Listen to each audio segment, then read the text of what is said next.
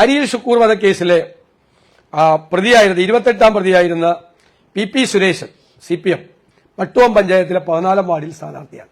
കൊലക്കേസിൽ ഒരു ചെറുപ്പക്കാരനെ ക്രൂരമായി കൊല ചെയ്ത കേസിലെ കൊലക്കേസ് പ്രതി CPMന്റെ സ്ഥാനാർത്ഥിയാണ്.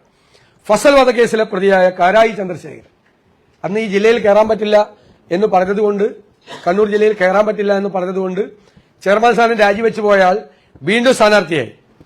ഇപ്പൊ പോലീസിനെ സ്റ്റീൽ ബോംബെറിഞ്ഞ് കൊല്ലാൻ ശ്രമിച്ച കേസിൽ കോടതി 20 വർഷത്തേക്ക് തടവ് ശിക്ഷ വിധിച്ച DYFI നേതാവ് പയ്യന്നൂർ നഗരസഭയിലെ സ്ഥാനാർത്ഥിയാണ്. അതുപോലെ ലഹരിക്കടത്തുമായി ബന്ധപ്പെട്ട് ആലപ്പുഴ ജില്ലയിൽ CPM പുറത്താക്കിയ ഷാനവാസ് ഇപ്പൊ വീണ്ടും സ്ഥാനാർത്ഥിയാണ്. നല്ല കമ്മ്യൂണിസ്റ്റാണെന്നാണ് പാർട്ടി ജില്ലാ സെക്രട്ടറി പറഞ്ഞിരിക്കുന്നത്.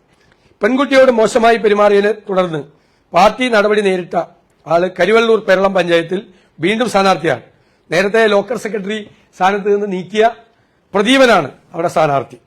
ADM നവീൻ ബാബുവിന്റെ മരണവുമായി ബന്ധപ്പെട്ട് കണ്ണൂർ ജില്ലാ മുൻ പഞ്ചായത്ത് പ്രസിഡന്റ് PP ദിവ്യക്കെതിരായി കേസ് അന്വേഷിച്ച പോലീസ് ഉദ്യോഗസ്ഥർ സർവീസിൽ നിന്ന് വിരമിച്ചതിന് പിന്നാലെ ഇപ്പോൾ ശ്രീകണ്ഠപുരത്ത് ACP ആയിരുന്ന രത്നകുമാർ ഉടൻ തന്നെ സ്ഥാനാർത്ഥിയാണ്, CPMന്റെ സ്ഥാനാർത്ഥി.